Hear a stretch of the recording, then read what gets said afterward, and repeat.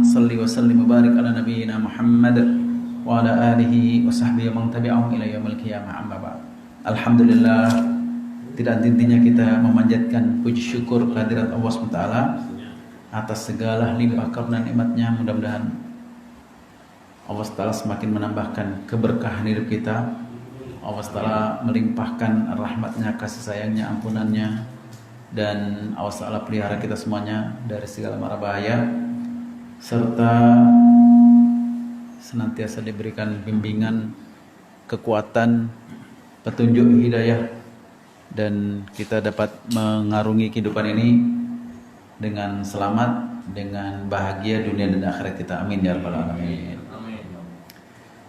Kita kembali kepada pembahasan apa yang pernah ditulis oleh Imam Ibnul Qayyim tentang betapa pentingnya kita mengikuti petunjuk Rasulullah SAW dalam kalimatnya yang cukup menarik di sini. Fa innahu la sabila ila sa'adah wal falah la fid dunya wala fil akhirah illa ala aidi ar-rusul wala sabila ila ma'rifati tayyib al khabis ala tafsil illa min jihtim wala yanalu ridha wal baddah illa ala aidihim.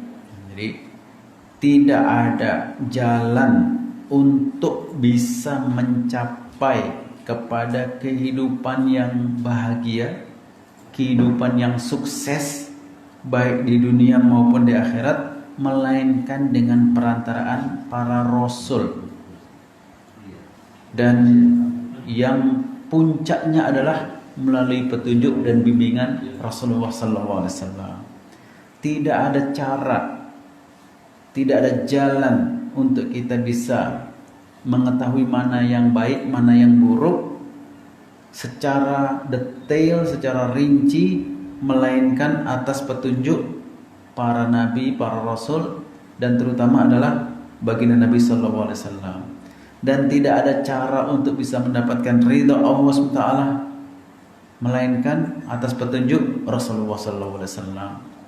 Dan semua itu bisa dipelajari secara menyeluruh, mendalam dari apa saja yang berupa petunjuk baginda Nabi sallallahu alaihi wasallam. Oleh karena itu, satu-satunya manusia di atas muka bumi ini yang bisa diketahui secara menyeluruh, secara detail kehidupannya sejak sebelum dilahirkan sampai setelah wafatnya, bukan hanya dari kelahiran tapi sebelum kelahiran sampai setelah kewafatan Nabi sallallahu alaihi wasallam, hanyalah Rasulullah sallallahu alaihi wasallam.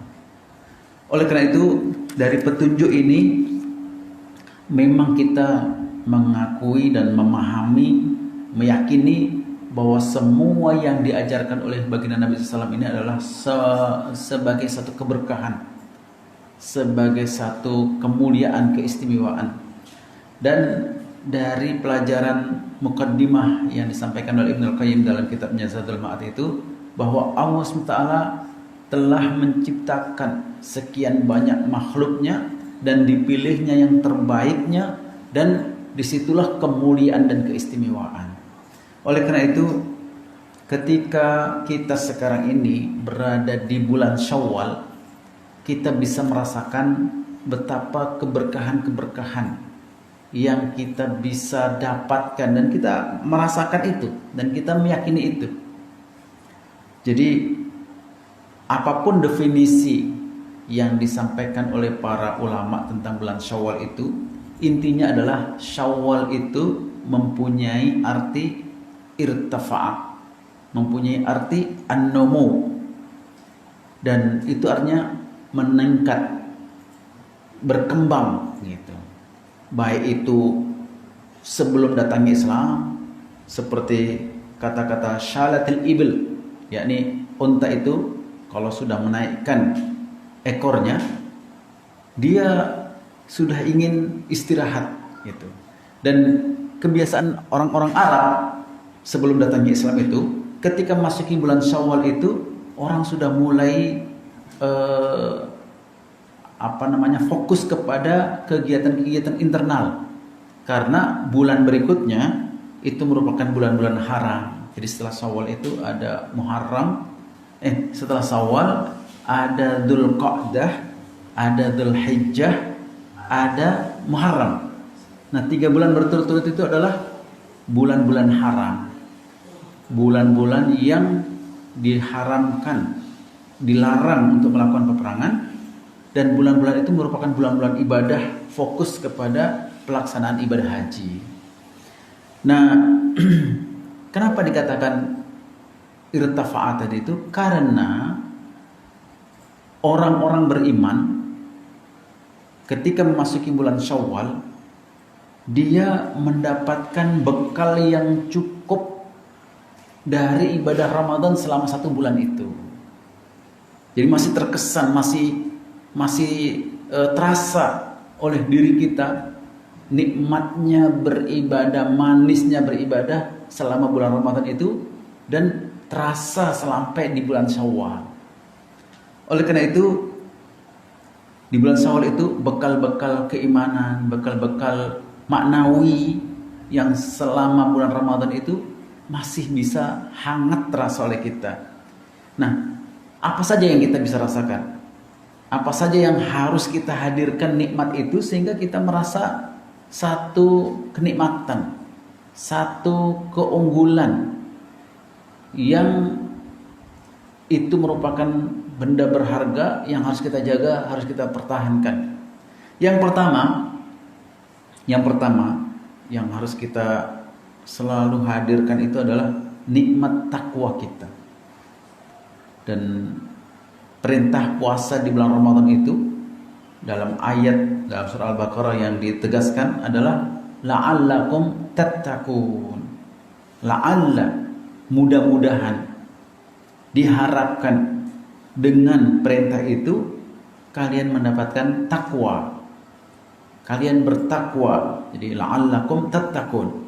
Nah, la'alla ini memang harapan besar untuk kita menjalankan ibadah selama di bulan Ramadan itu, mendapatkan anugerah takwa ini.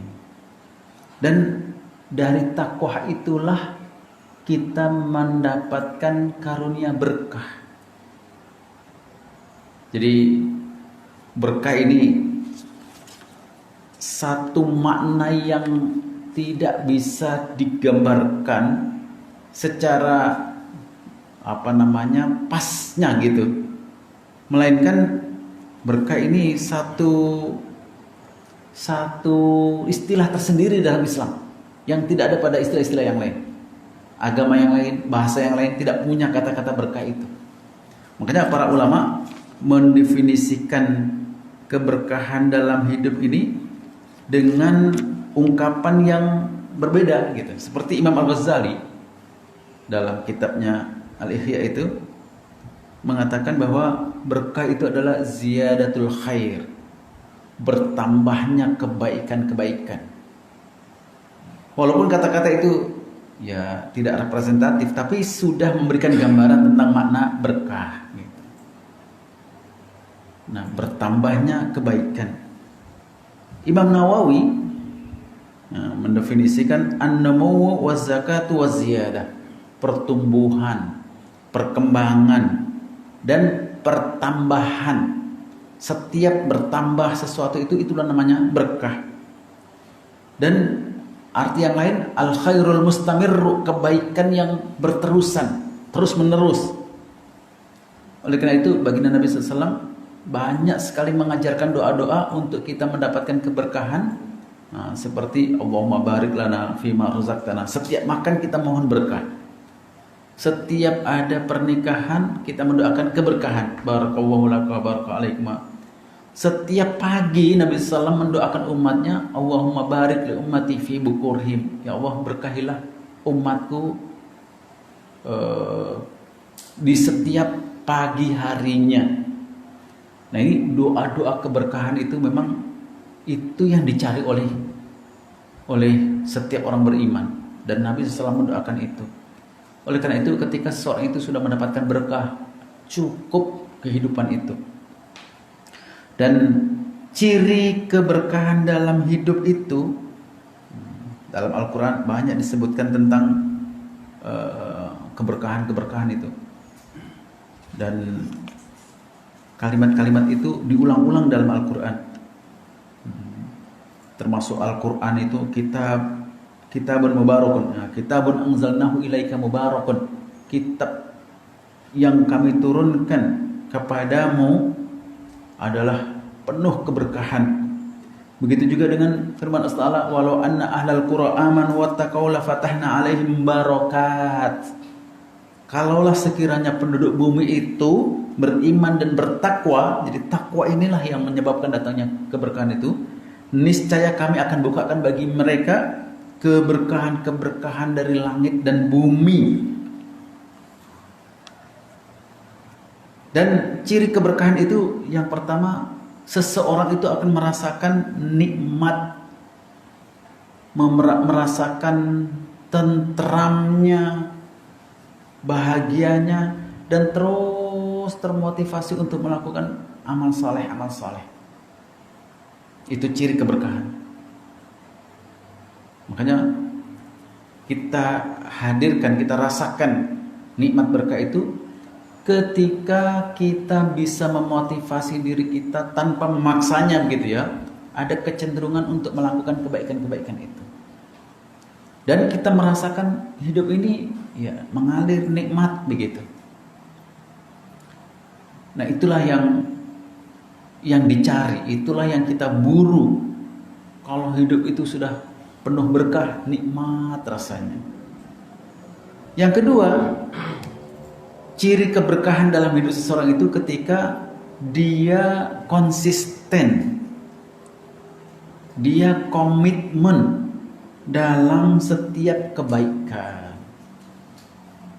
Jadi ketika seseorang itu mempunyai kekuatan untuk konsisten, untuk komitmen dalam setiap kebaikan itu, maka dia mendapatkan keberkahan dalam hidup.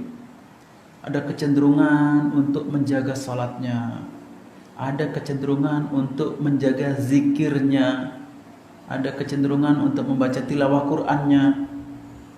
Nah, itu semuanya kesan-kesan selama Ramadan itu bisa menghadirkan nikmat, lalu kemudian bisa menjadikan kita komitmen di amalan-amalan Ramadan itu. Itulah keberkahan.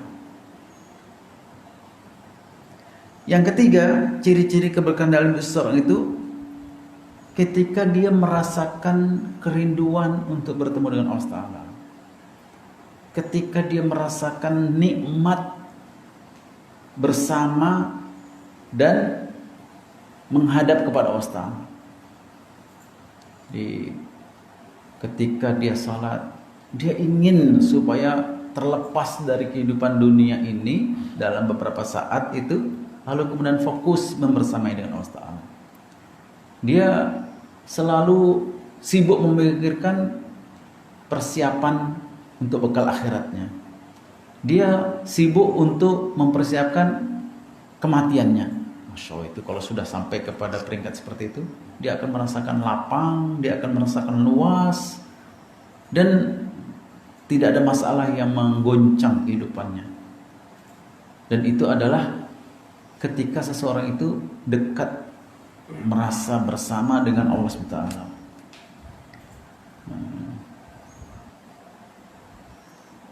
Dalam surah Al-Anfal itu, di permulaannya itu menyebutkan tentang orang-orang beriman. Innamal mu'minuna alladzina idza dzukirallahu wajilat qulubuhum wa idza tuliyat 'alaihim ayatu zadatuhum imana wa 'ala rabbihim yatawakkalun. Jadi itu menggambarkan orang-orang beriman itu hanyalah mereka-mereka yang apabila disebutkan nama Allah Ta'ala bergetar hatinya, dan apabila dibacakan ayat-ayatnya bertambah-tambah keimanan itu. Nah, itu yang menggambarkan betapa nikmat ketika seseorang itu bisa bersama dengan Allah Ta'ala, bisa menghadap kepada Allah Ta'ala. Dan ciri keberkahan yang berikutnya, yang keempat adalah dia bisa menghadirkan sabar dalam menghadapi setiap keadaan. Nah, ini keempat-empat ciri keberkahan itu, kalau kita kaitkan dengan fenomena sekarang ini, kejadian di Palestina, ketika mereka dalam kondisi yang terhimpit, terisolasi, kemudian seluruh dan sekian lama terboikot hidupannya itu, tidak mengurangi kebaikan-kebaikan yang ada pada mereka. Dalam kalkulasi manusiawi, itu rakyat Palestina yang berjumlah 2 sekian juta itu seharusnya sudah musnah, karena tiap hari dibombardir, diboikot, tidak boleh ada makanan masuk, tidak boleh ada suplai perdagangan masuk, tidak mendapatkan air bersih, tidak mendapatkan pendidikan sekian lama, begitu ya. Terus setiap hari dalam kondisi konflik. Tapi ternyata muncul dan mengagumkan dan bisa melawan. Itu ciri-ciri keberkahan di situ. Seharusnya fisik orang-orang seperti itu kan, itu kurus, kekurangan gizi, lemah gitu. Tapi ternyata tidak. Anak-anak mudanya itu fisiknya semakin kuat, kencang, mengagumkan, tinggi, besar, kuat, tidak ada kekurangan gizi. Ini apa nih di sebalik itu? Melainkan keberkahan. Ini tidak bisa dimengerti oleh orang-orang lain, apalagi orang Yahudi yang mempunyai pikiran semuanya itu diukur dengan keduniaan, duniawi. Tapi mereka justru sebaliknya gitu. Yang seharusnya populasi mereka itu menurun, bahkan tidak berkembang, tapi yang meninggal sekian 1,3 juta, tapi jumlah penduduknya bertambah 3,3 juta. Gitu yang bagaimana bisa itu terjadi gitu. Nah, itulah namanya keberkahan. Oleh karena itu banyak definisi para ulama di sini yang kami catat. Ada yang mengatakan berkah itu bukan hanya cukup dan mencukupi saja, tapi juga bertambah ketaatan kepada Allah dengan segala keadaan dan keterbatasan yang ada, baik ketika itu sedang dalam keadaan berlimpah atau bahkan sebaliknya. Masya Allah, ini luar biasa ini kalau definisi keberkahan seperti ini. Oleh karena itu sebagian ulama mendefinisikan al-barakah tuzidukum fit ta'ah. Yang namanya berkah itu adalah ketika menambahkan kepada kalian ketaatan kepada Allah Ta'ala. Jadi tidak mengurangi ketaatan itu, tidak mengurangi kedekatan hubungan kita dengan Allah Ta'ala itu. Nah, dari sinilah kemudian kita bisa menyimpulkan justru dengan tambahnya ketaatan kita kepada Allah Ta'ala, itulah yang menambahkan keberkahan. Karena kita mau memahami berkah ini gitu. Jadi ya itu yang gak bisa dimengerti oleh orang lain selain orang beriman. Kadang hidup berkah itu bukan hanya sehat saja, tapi sakit itu pun kadang justru menjadi berkah. Sebagaimana Nabi Ayub, sakitnya menambahkan taatnya kepada Allah Ta'ala, menambahkan keberkahan yang melimpah dalam hidupnya. Nah, ini susah difahami oleh orang lain itu. Sakit bagi orang beriman itu justru bisa mendatangkan berkah ketika disikapi dengan cara seperti yang diajarkan oleh Nabi Ayub ini. Berkah itu tidak selalu panjang umur. Ada yang umurnya pendek tapi dahsyat taatnya dan kebaikannya. Dan banyak di kalangan sahabat, di kalangan orang-orang saleh dahulu.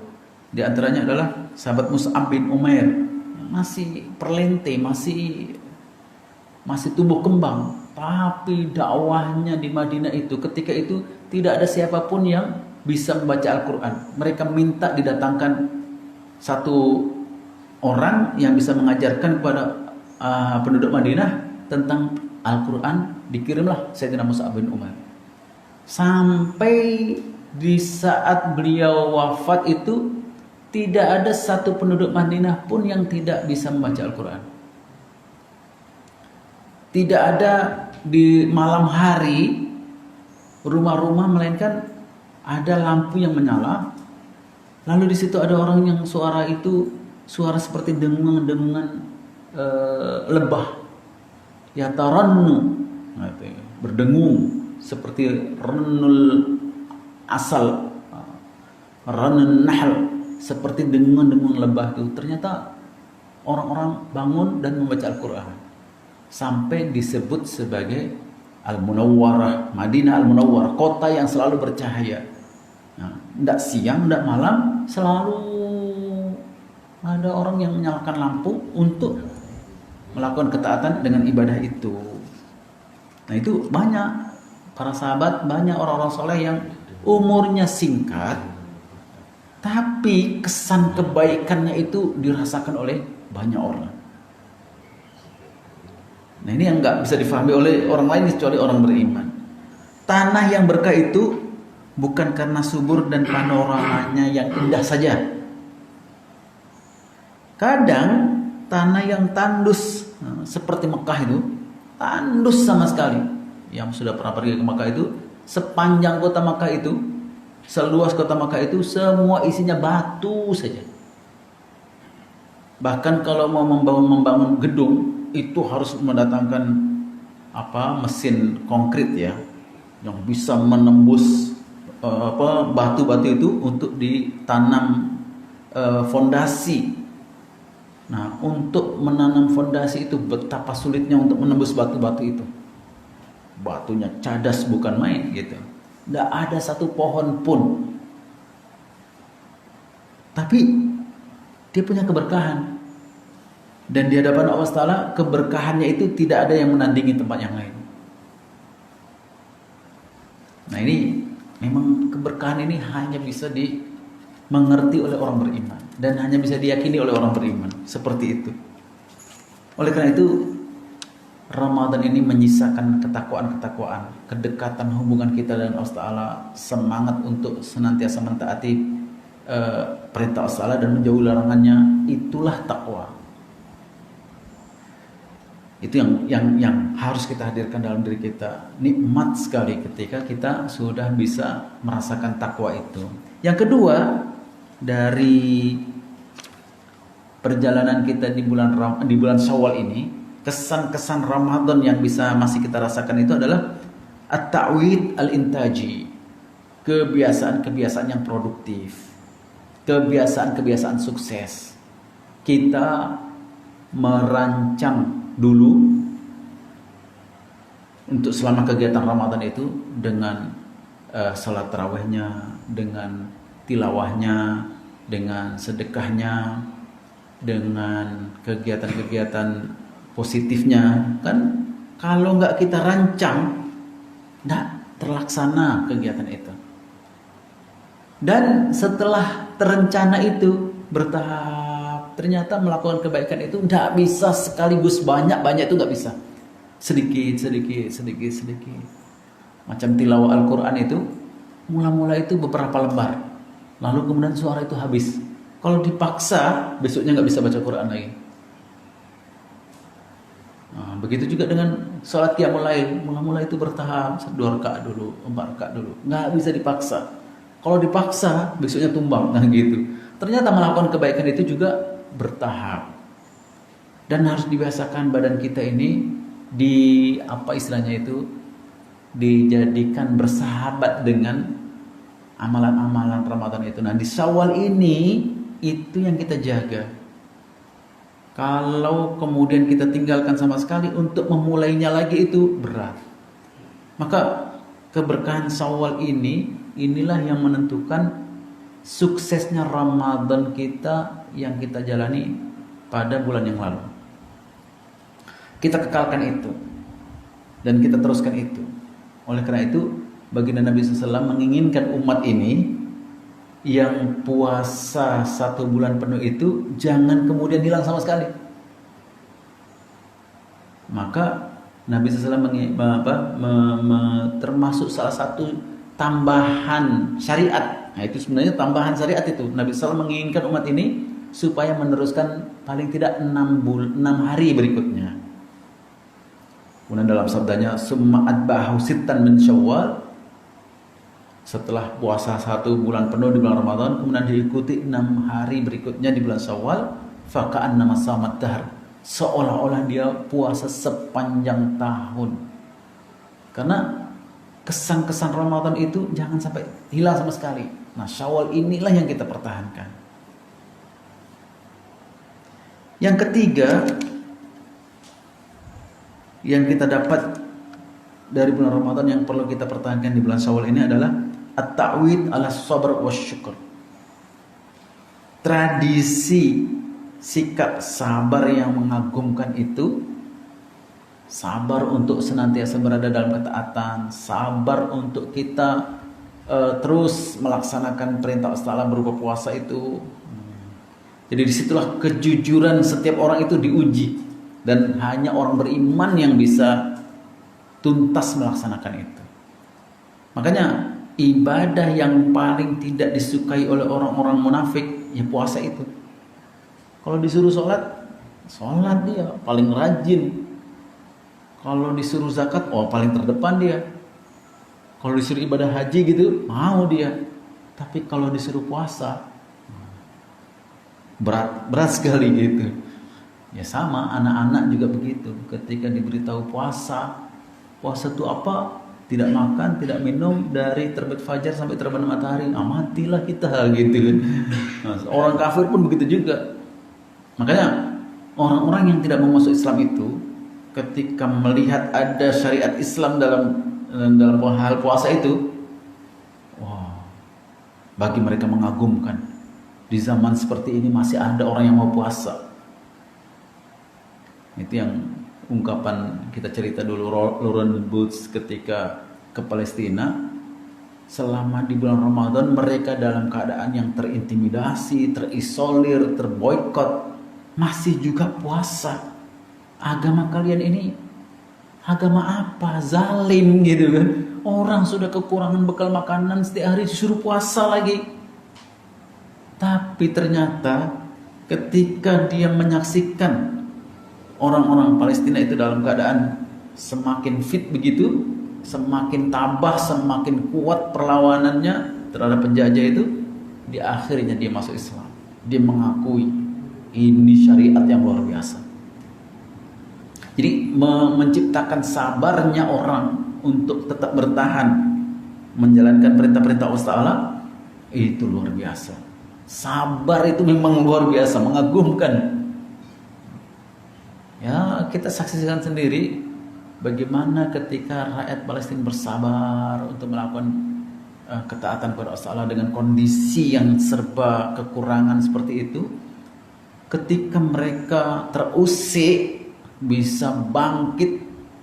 Ini beritanya sampai sekarang ini sudah 3.300 roket yang terlontar gitu kan. 3.300 untuk menciptakan roket 10 saja itu berapa duit diperlukan, berapa lama waktu? Ini sampai ribuan, sampai 3.000. Betapa sabarnya orang-orang seperti itu, Masya Allah, mengagumkan. Itu sabar, belum syukurnya lagi, mengagumkan luar biasa. Yang keempat yang bisa kita raih selama bulan Ramadan itu, ketika seseorang sudah terlatih mengendalikan hawa nafsunya. Nah, itulah sumber dari kebaikan dan kesuksesan hidup seseorang. Karena ketika seseorang itu sudah bisa mengendalikan dirinya, untuk mengendalikan lingkungannya lebih mudah. Dan itu mengagumkan sekali. Yang kelima yang bisa kita dapatkan selama di bulan Ramadan itu rasa al-ukhuwah, rasa al-wihdah, persaudaraan dan kesatuan. Maka kita mudah sekali hati kita terenyuh ketika melihat ada orang yang terzalimi. Kita melihat orang yang dalam keadaan kelaparan, kesulitan, tertindas dan lain sebagainya. Maka ketika kita mendengar ada di zaman sekarang ini bangsa yang masih tertindas, masih terjajah, nggak terima kita. Makanya umat Islam di beberapa belahan dunia ini protes ketika masih ada bangsa yang terjajah itu, Palestina itu, di mana-mana. Dan kesatuan itu tumbuh kembang ketika seseorang sedang berpuasa, sedang mengalami rasa lapar itu gitu. Masya Allah, ini satu anugerah dari Allah Ta'ala. Itu yang menjadikan kita semakin bersatu. Makanya kalau kita dengar ada orang yang mengomentari tentang perlawanan rakyat Palestina, entah dari kelompok mana saja gitu, itu bukan nggak perlu dibantu, kemudian ini sudah bukan mewakili orang Islam yang baik gitu kan, karena bekerja sama dengan Syiah dan sebagainya. Itu nggak bagus itu. Karena Rasulullah SAW sendiri telah mencontohkan ketika berperang melawan orang-orang musyrik, itu juga bekerja sama dengan siapa saja yang mau membantu usaha Rasulullah SAW itu. Sampai orang-orang Yahudi, Rasulullah pun pernah menyewa senjata dari orang Yahudi, dibayar sewa itu. Jadi mana-mana yang bisa mendatangkan kebaikan-kebaikan untuk umat ini, itu yang dilakukan. Dan tidak ada keburukan ketika kita bisa mempersatukan semua kelompok untuk melawan musuh kita ini gitu. Nah, bulan Ramadan itulah yang menghadirkan rasa al-wahda wal ukhuwah, itu persatuan dan kesatuan itu, persaudaraan dan kesatuan kita ini. Nah, sehingga ketika selesai di bulan Ramadan kemudian masuk ke bulan Syawal ini, yang diharapkan itu adalah setiap orang Islam, setiap orang beriman itu muncul sebagai pribadi yang baru, manusia baru, semangat baru, kekuatan baru, semuanya serba baru. Gitu. Sebagaimana yang disabdakan oleh baginda Nabi SAW, kayaumin waladathu ummuh, seperti hari di mana seseorang itu baru dilahirkan oleh ibunya. Makanya disebut sebagai al-fitrah gitu ya. Dan Allah Ta'ala anugerahkan hari raya untuk meraihkan kemenangan, bisa menjalani ibadah Ramadan itu sampai di penghujung bulan itu. Namanya Idul Fitri. Oleh karena itu, memang bulan Syawal ini bulan yang menjadi ukuran tentang nikmatnya Ramadan yang spesial itu. Karena kesannya luar biasa, mengajarkan kemuliaan, kesederhanaan, kepedulian, dan itulah kesuksesan dan kebahagiaan yang sebenarnya. Itulah bekal perjalanan kita. Ramadan ini memberikan bekal untuk perjalanan kita mengharungi bulan-bulan berikutnya sampai ketemu bulan Ramadan lagi. Nah, itu Syawal ini yang menentukan. Makanya kita jaga keberkahan itu di bulan Syawal ini gitu. Nah, itu semuanya harus kita ulang-ulang dan harus kita selalu hadirkan dalam diri kita. Karena baginda Nabi sallallahu alaihi wasallam selalu ajarkan kepada kita untuk memperbarui semangat ibadah itu, memperbarui keimanan, memperbarui loyalitas kita kepada Allah Subhanahu wa taala, memperbarui ilmu kita, pemahaman kita seperti ini. Ini penting sekali ini.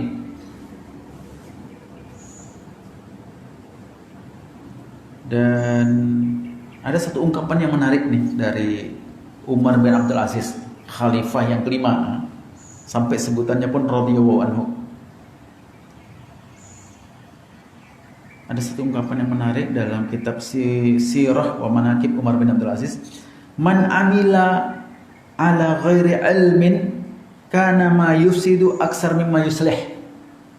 Barang siapa yang beramal,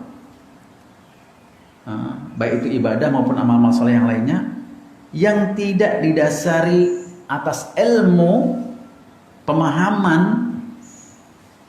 Jadi pemahaman kita dalam Ramadan, pemahaman kita ketika memasuki bulan Syawal, apa yang perlu kita jaga, apa yang perlu kita pertahankan itu, dan apa saja yang terkait dengan Islam berupa ilmu-ilmu ini, Maka orang yang beramal tanpa didasari ilmu itu, peluang untuk merusak itu lebih besar daripada memperbaiki.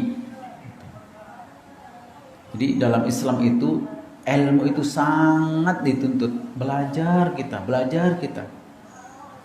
Dan ilmu yang bermanfaat itu adalah ilmu yang memberikan pemahaman yang sempurna, yang dalam.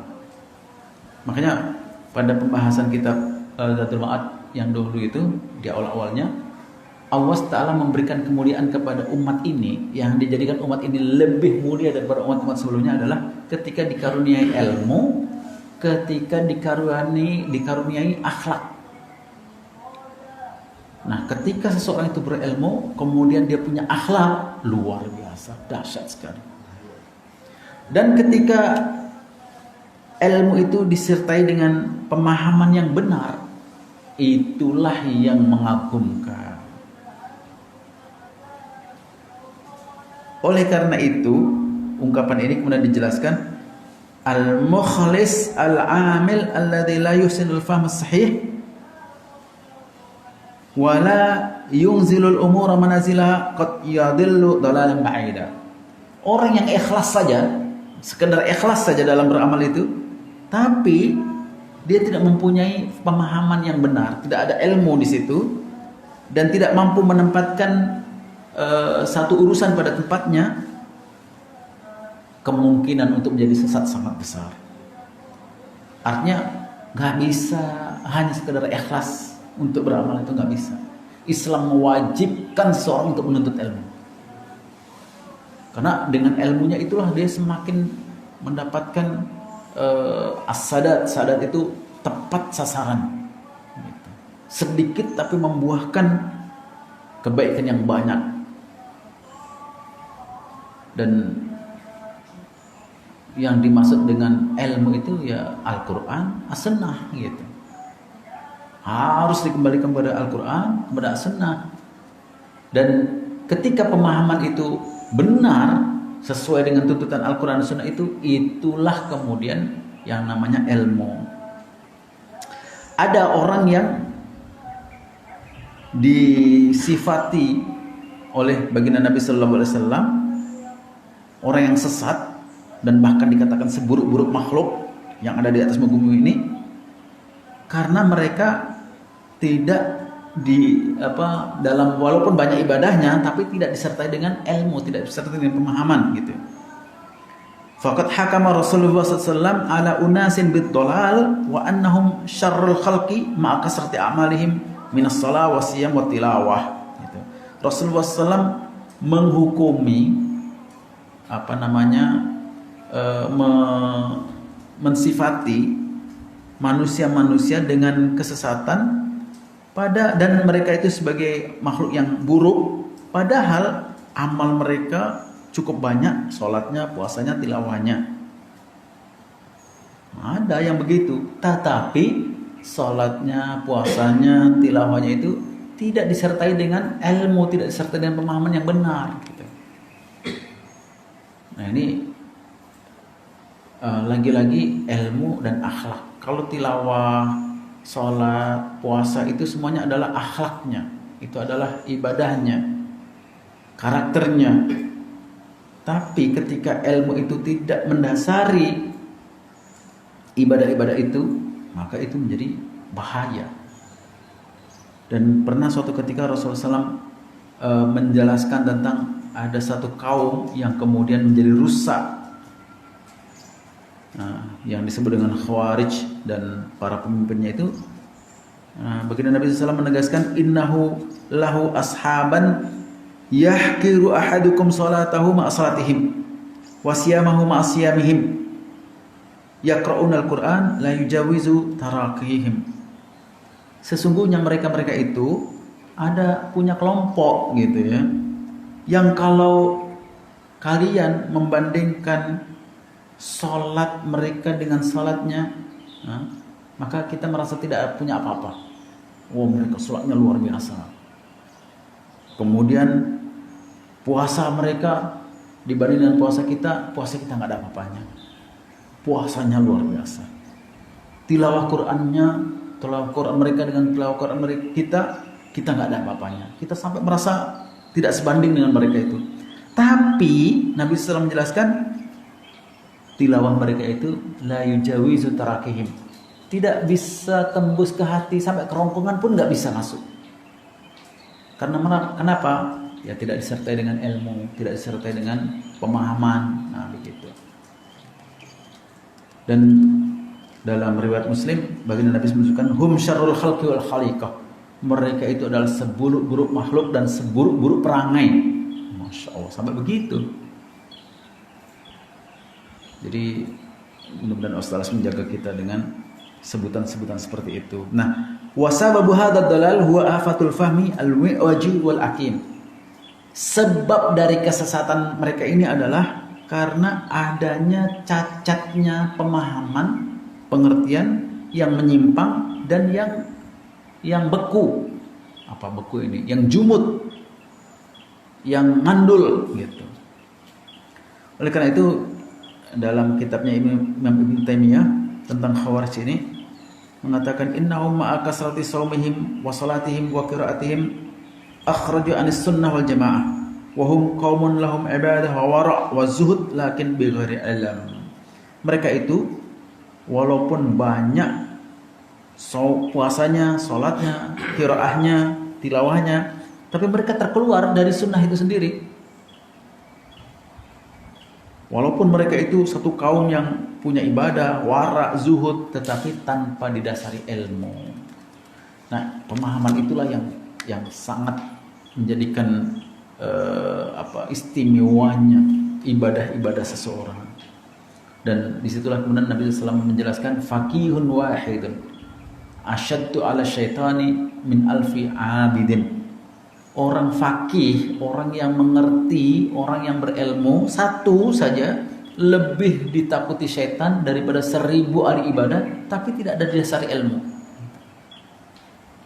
Nah, pemahaman-pemahaman kita tentang bagaimana kita menyikapi Ramadan, bagaimana Rasulullah SAW mengajarkan kita tentang Ramadan, bahwa Ramadan itu yang diwajibkan oleh Allah Ta'ala itu adalah puasanya dan sholat-sholat yang wajib tentunya. Tapi Rasulullah SAW tidak ingin kesempatan yang mulia selama di bulan Ramadan itu terlepas, maka ditambahkan dengan ibadah-ibadah sunat yang lainnya. Nah, seperti sholat tarawih. Sholat tarawih itu tambahan dari Nabi SAW sendiri. Maka jangan sampai ditinggalkan seolah-olah begitu. Nah, itu ada keutamaan, ada kemuliaan, maka raihlah kesempatan itu dan sesuai dengan apa yang diajarkan oleh baginda Nabi SAW, sesuai dengan keikhlasan niatnya yang benar kepada Allah Ta'ala, itulah yang menambahkan kebaikan-kebaikan itu. Dan ada amalan-amalan yang lain, ada tilawahnya, ada doa-doa yang diajarkan oleh Nabi SAW. Berdasarkan ilmu itulah kemudian kita beramal. Ada sedekahnya, ada iktikafnya, ada memburu malam Lailatul Qadarnya, cara-cara yang diajarkannya, itu semuanya menjadi ilmu, itu semuanya menjadi nikmat, itu semuanya menjadi keyakinan dalam diri kita.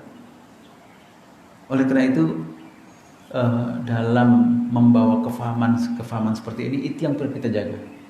Di bulan Syawal ini ada amalan-amalan yang kita pernah lakukan di bulan Ramadan, itu yang kita teruskan. Nah, Nabi SAW kemudian memerintahkan kita tambahan sunnat yang diajarkan oleh Nabi SAW, yang bukan wajib tapi sunnat, tapi itu menambah kenikmatan-kenikmatan berikutnya dan menambah komitmen konsisten kita di bulan-bulan berikutnya. Oleh karena itu kebiasaan kita menghafal membaca Quran. Ada yang 3 juz satu hari, ada yang 2 juz satu hari, ada yang 1 juz satu hari, ada yang 10 juz satu hari. Ada beberapa orang itu kami perhatikan, Masya Allah, 10 juz satu hari. Setiap selesai sholat berjamaah baca 1 juz, setiap sebelum waktu sholat 1 juz.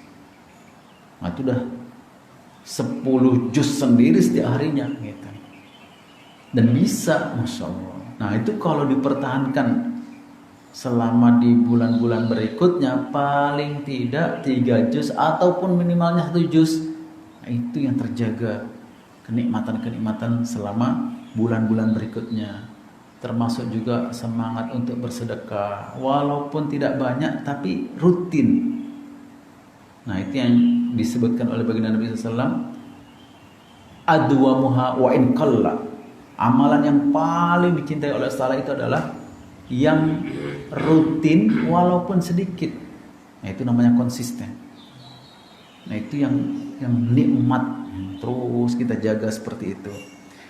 Lalu kemudian baginda Nabi SAW mengajarkan kepada kita untuk menjaga semangat ini, untuk menjaga pemahaman ini. Dan Nabi SAW bersabda yang diriwayatkan oleh Imam Abu Dawud dan Tirmidzi, "Naddarallahu mra'an sami'a minna hadisan fahafidhahu hatta yuballighahu ghairahu." Allah Ta'ala mencerahkan, mempercantikkan wajah seseorang yang mau mendengar dari kami satu hadis, ilmu maksudnya, pemahaman ini maksudnya, lalu dihafalkannya sehingga dia bisa menyampaikannya kepada yang lainnya. Jadi pemahaman ini yang mahal harganya ini. Farubba hamil fikhin ila man huwa afqahu minhu. Berapa banyak orang yang menyampaikan ilmu, membawa kefahaman ini kepada orang lain yang justru lebih faham. Nah, enggak masalah itu. Bukan satu hal yang aib gitu. Jadi tetap diberikan semangat untuk menyampaikan juga ilmu itu. Wa rubba hamil fikhin laisa bifaqih. Berapa banyak orang yang menyampaikan ilmu, menyampaikan pemahaman, sebenarnya dia sendiri bukan orang yang berilmu, bukan orang yang faqih, orang yang dalam ilmunya gitu, tapi bisa menyampaikan itu. Dan itu bukan satu kekurangan gitu. Jadi tetap kita dianjurkan untuk saling mempelajari, saling bisa menyampaikan ilmu, pemahaman seperti itu gitu. Karena nikmatnya hidup itu ketika kita menyadari bahwa dalam setiap amalan kita itu ada keutamaan-keutamaannya. Nah, seperti kita hadir duduk di majelis ini saja, kalau hanya sekedar mengharapkan pahala, nggak sampai kita, nggak semangat kita, nggak sanggup kita duduk berlama-lama di sini. Tapi karena kita ngerti ada keutamaan, ada fadilatnya. Majtama'a qaumun fi baitin min buyutillah yatluna kitab wa yatadarsuna bainahum. Tidaklah berhimpun, tidaklah berkumpul satu kaum di salah satu rumah-rumah Allah Ta'ala, lalu kemudian dibacakan ayat-ayat Al-Quran, lalu kemudian saling dipelajari, maka Allah Ta'ala karuniakan 4 keistimewaan, keutamaan. Yang pertama, nazalat alaihimus sakinah. Allah turunkan ketenangan, kenikmatan, tenang dalam dirinya. Dan orang-orang beriman itu selalu tenang gitu. Di saat orang lain nervous, galau, bagaimana nanti. Nah, orang-orang yang beriman yang selalu hadir di dalam majelis ilmu itu, dia merasakan tenang. Nah, itulah yang harus kita hadirkan dalam diri kita gitu. Yang kedua, ghasyiyatuhumur rahmah. Allah liputi dengan kasih sayang. Banyak kasih sayang Allah kepada kita ini. Nah, di antaranya kasih sayang itu Allah berikan berkah, Allah berikan ampunan, Allah berikan pertolongan. Itu rahmat dari Allah. Kita nggak sanggup menyekolahkan anak, tapi ada aja jalan-jalan yang bisa menjadikan anak itu sekolah gitu kan. Kita nggak sanggup mengantarkan sampai ke sana ke sini, sampai bisa tembus, sampai bisa mampu. Ada aja pertolongan Allah itu. Nah, itu manfaat dari orang-orang yang selalu mengaktifkan majelis ilmu seperti ini. Lalu kemudian khafathumul malaikah. Malaikat memberikan pertolongan, malaikat memberikan lindungan. Ya, di antaranya sebenarnya kita ini sudah habis gitu ya, sudah meninggal. Sebenarnya kita ini udah nggak selamat, tapi karena ada pertolongan malaikat itu aja selip hitungan detik selamat kita, masya Allah. Itu salah satu bentuk dari pertolongan malaikat itu. Khafathumul malaikah, dilindungi, dinaungi oleh para malaikat. Dan dzakarahum wa fi man indah. Allah sebut-sebut nama itu di hadapan para malaikat. Sehingga malaikat itu kenal, beberapa penduduk bumi itu kenal. Nah, nanti ketika di hari kiamat saat orang-orang semuanya masuk surga, malaikat itu mempersilahkan. Nah, ini masuk ke jalur yang ini, masuk ke sini, melalui pintu ini. Dikenal oleh para malaikat itu. Nah, Syawal menyisahkan semuanya itu. Keberkahan-keberkahan hidup yang kita bisa jalani selama di bulan Ramadan itu yang kita ingin pertahankan. Maka jangan sampai kemudian kita terhenti sama sekali dari amalan-amalan itu gitu. Karena keberkahan itu masih bisa terasa di bulan Ramadan ini, di bulan Syawal ini gitu. Nah, dikatakan syawwala yusyawwilu sama dengan irtafa'a an-numu, meningkat, meninggi, ya karena kita merasakan setelah bulan Ramadan itu ada peningkatan-peningkatan dalam hidup kita. Kita memang terasa menjadi orang yang baru, semangat baru, kekuatan baru, harapan-harapan baru itu ada dalam hidup kita. Oh, ternyata begitu cara merubah diri kita. Oh, ternyata begitu melatih supaya kita itu bisa komitmen dalam perbuatan ini. Bertahap. Jangan langsung dipaksa badan kita. Karena badan kita juga perlu penyesuaian. Ramadanlah yang mendidik, melatih kita untuk bisa bangun sahur itu. Dan sebelum itu beratnya kita. Sampai anak-anak pun bisa bangun dan terbiasa bangun. Lalu kemudian terbiasa juga makan sedikit. Nggak mudah itu untuk melatih makan sedikit itu gitu. Ya, yang sudah biasa di kantor nggak puasa kan, paling nggak satu hari itu habis 50.000 gitu ya. Tapi ketika puasa hemat nih, nggak keluar apapun kecuali hanya untuk bensin saja. Nah, itu ada itu nikmat juga sebenarnya gitu kan. Walaupun ada kerugian badan kita jadi agak lemas, tapi nggak sampai kita tumbang. Padahal bayangan kita, waduh puasa, gimana nanti ini? Nggak bisa buat ini, nggak bisa buat itu. Bisa juga, masih terasa ternyata. Nah, gitu. Jadi kita itu dinilai saat kita sedang lemah-lemahnya gitu, masih produktif. Berarti ketika kita dalam kondisi yang segar, lebih produktif lagi. Ketika tidak dalam keadaan puasa, lebih produktif lagi. Jadi bayangan itulah yang memunculkan berkah-berkah yang banyak itu. Nah, contoh keberkahan itu yang kita saksikan rakyat Palestina ketika bisa bangkit melawan penjajah itu di luar dugaan sama sekali. Itulah keberkahan yang sebenarnya. Yang di luar bayangan setiap orang, apalagi orang-orang kafir, orang-orang Yahudi itu tidak masuk akal dalam diri mereka. Dari mana roket sebanyak itu, amunisi sebanyak itu, nggak masuk akal. Nah, kadang-kadang anak-anak kecil itu melempar batu sampai di tank itu meledak tanknya, nggak masuk akal. Sampai kadang-kadang mereka menangkapi anak-anak muda, diinterogasi, siapa pasukan yang pakai baju putih, kan banyak dia viral di media-media itu. Dipaksa, nggak mau ngaku, dipukuli. Siapa mereka? Apakah Hamas yang mempunyai senjata itu gitu kan? Tidak, mereka pakai pakaian loreng, pakai pakaian hitam. Tidak mungkin. Itu juga keberkahan yang luar biasa. Jadi setiap yang muncul di media berupa tekanan-tekanan terhadap umat ini itu tidak pernah bisa difahami oleh orang lain. Maka ada dulu pernah kita bahas seorang Jerman yang bernama Paul Smith. Itu orang Islam katanya itu mempunyai 3 kelebihan yang tidak dimiliki oleh orang-orang lain. Yang pertama, mereka itu dikaruniakan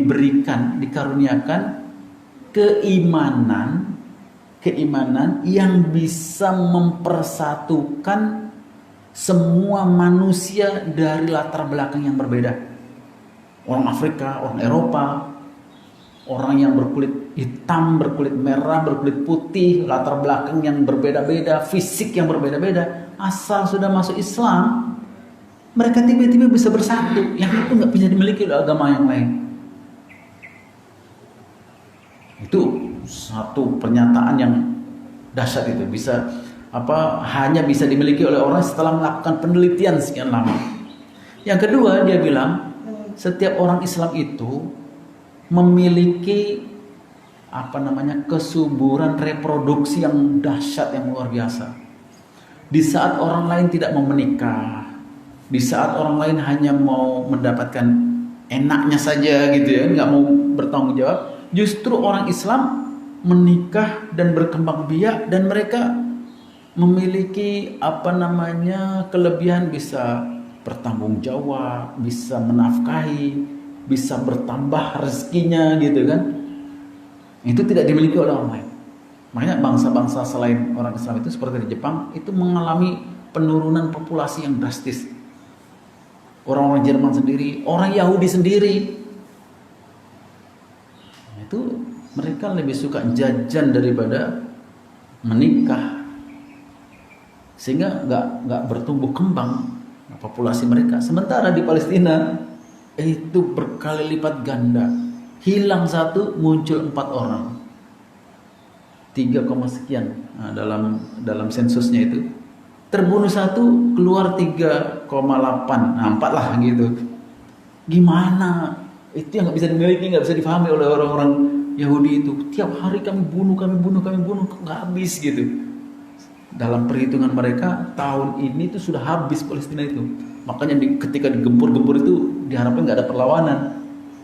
Malah banyak perlawanan yang lebih dahsyat lagi, sehingga mereka menawarkan dan menyetujui adanya gencatan senjata itu. Yang ketiga, setiap tanah yang dihuni oleh orang Islam, Paul Smith seorang Jerman ini mengatakan, selalu ada sumber daya alam yang melimpah-limpah. Makanya ketika Palestina diboikot, tidak mendapatkan air bersih, bahkan suplai air yang dikirimkan itu beracun. Tapi kok nggak ada orang mati karena keracunan minuman gitu kan? Ternyata orang-orang itu belajar dari orang Indonesia, menebuk sumur, kemudian dikeluarkan mata air itu. Makanya bantuan orang Indonesia di sana cukup banyak. Makanya mereka mengenang jasa orang Indonesia itu, membantu sumur, membantu rumah sakit, membantu bekal makanan gratis. Mereka itu sayangnya dengan orang Indonesia itu kadang-kadang lebih sayang kepada warganya sendiri, sampai begitu, kepada keluarganya sendiri, karena kepedulian orang-orang Indonesia. Walaupun negaranya sendirinya sedang kekurangan gitu ya, tapi semangat untuk membantu. Ingat dulu sampai cincin-cincin berupa emas itu orang Indonesia lepaskan, kemudian disumbangkan ke Palestina 1.000, 2.000, 3.000, 5.000, tapi jumlahnya kan berlipat kali ganda, orang sekian juta, bernilai juga. Mereka cuma 2 juta sekian, orang Indonesia 200 berapa sekarang ini? Lagunya Roma Irama dulu 250 juta, sekarang sudah lebih, itu dari 500-an juta itu. Berapa? Hampir 300 lah pokoknya. Nah, itu kali 1.000 aja udah berapa miliar itu. Nah, itu baru 1.000-nya, belum lagi bantuan dari Malaysia itu. Orang Malaysia juga dermawannya luar biasa, sehingga ada banyak acara-acara untuk menawarkan membantu dalam bentuk barang, dijual berkali lipat itu. Nah, kemudian hasilnya lelang. Kemudian hasilnya dikirimkan ke Palestina. Intinya, jangan kita hilangkan kebiasaan-kebiasaan Ramadan yang sangat berkah itu, sehingga kita melewati bulan Syawal ini tetap merasakan keberkahan. Dan bulan-bulan berikutnya sisa-sisa keberkahan itu masih kita bisa pertahankan sampai ketemu bulan Syawal lagi. Nah, kita dalam Islam ini selalu ingin berusaha untuk memperbaharui keberkahan-keberkahan itu. Makanya Nabi SAW berpesan, jaddidu imanakum, selalu berpesan untuk memperbaharui keimanan. Maka semangat keislaman kita, semangat beramal kita juga selalu kita perbaharui. Nah, Ramadan itulah stasiun pembaharuan untuk semangat kita. Dan ketika di bulan-bulan berikutnya, stasiun-stasiun keberkahan itulah yang selalu kita hadirkan. Jangan kita tinggalkan. Karena berkah itu dari ketaatan yang kita lakukan. Jadi itu intinya, kita menjaga bulan Syawal ini supaya tetap berkah. Kita teruskan amalan-amalan ibadah kita dari bulan Ramadan itu. Wallahu a'lam bishawab. Ada pertanyaan, ada tambahan, ada ulasan, dipersilakan. Silakan. Iya. Iya. Level keutamaan antara puasa dan sholat malam. Iya. Terlepas dari Ramadan ya, kalau Ramadan kan puasa wajib. Iya. Nabi mengajarkan seperti apa level keutamaannya. Iya. Karena ibadah ini orang lain tidak tahu. Puasa orang lain tidak tahu, sholat malam orang lain juga tidak tahu. Iya, iya. Jadi yang disampaikan oleh baginda Nabi SAW itu adalah puasa itu ibadah yang sangat istimewa karena Allah SWT sendiri yang memberikan pahala. Dan puasa itu memang betul-betul melatih keikhlasan seseorang dan kesabaran seseorang untuk dalam ketaatan itu. Sementara sholat itu kita bisa mengukur pahala yang kita dapatkan, itu bisa diukur. Dan kita langsung bisa merasakan nikmatnya sholat itu. Maka masing-masing punya kelebihan tersendiri gitu. Hanya saja sholat malam itu merupakan tambahan sholat maksudnya sholat sunat yang paling besar pengaruhnya pada diri kepribadian seseorang. Orang sholat malam itu dikaruniakan keberanian, pede, dikaruniakan kemampuan untuk bisa meyakinkan orang. Itu manfaat dari sholat malam. Dia langsung bisa rasakan itu. Sementara puasa orang nggak bisa gitu. Dia hanya melatih keikhlasan dan kesabarannya untuk senantiasa taat kepada Allah. Dia nggak, yang ada adalah perasaan lemah, semakin lemah nafsu syahwatnya, semakin lemah fisiknya. Tapi kalau sholat datang itu kekuatan itu. Orang yang sholat malam itu selalu ada merasakan ketenangan lebih dibanding orang lain yang tidak melakukan. Dia merasa tenang, merasa stabil, merasa yakin diri gitu. Makanya ya kalau orang yang mempunyai karakter keras kemudian membiasakan sholat malam, itu biasanya kalau nggak diimbangi dengan pemahaman itu bisa berbahaya. Artinya berbahayanya itu kalau sekiranya kepada kebaikan kecenderungannya maka lebih bagus. Tapi kalau ada orang yang tidak terkendali, nah itu. Karena sholat malam itu memang dahsyat sekali pengaruhnya pada diri orang itu. Yang ketiga, dia akan punya obsesi. Obsesi itu harapan-harapan kuat yang tidak dimiliki oleh orang lain. Dia punya strategic planning yang lebih tepat. Dia punya ambisi-ambisi yang lebih tepat gitu. Prediksi-prediksinya itu lebih tepat sasaran. Biasanya begitu. Berarti sesuai kebutuhan. Sesuai kebutuhan. Ingin semakin pede berarti banyakin sholat malam. Begitu. Makanya itu tidak hanya orang Islam saja, orang-orang Yahudi pun mempelajari itu. Dulu kalau nggak salah ada yang bertanya tentang Habibie ya, kenapa nggak bisa mengalahkan orang Yahudi yang satu itu, gitu. Padahal Habibie ini sudah berusaha betul-betul ingin berusaha untuk mengalahkan orang Yahudi itu. Ternyata orang Yahudi itu menjaga bangun malamnya. Jadi bangun malam, kalau orang Islam kan ibadah, kalau dia mereview pelajarannya itu lagi gitu. Jadi ya memang punya langsung bisa dirasakan manfaatnya. Sementara puasa tidak gitu. Itu hanya betul langsung dia bisa semakin bertambah keikhlasannya, semakin bertambah sabar untuk bisa melakukan ketaatannya gitu. Sebenarnya puasa ini dahsyat juga, luar biasa juga, karena hanya dengan puasa saja orang itu bisa mengendalikan dirinya begitu-gitu. Walaupun pada akhirnya fisiknya itu menjadi lemah. Makanya Nabi SAW tidak membenarkan umatnya itu puasa seterusnya saumud dahri, setiap hari. Nah, itu tidak mengizinkan.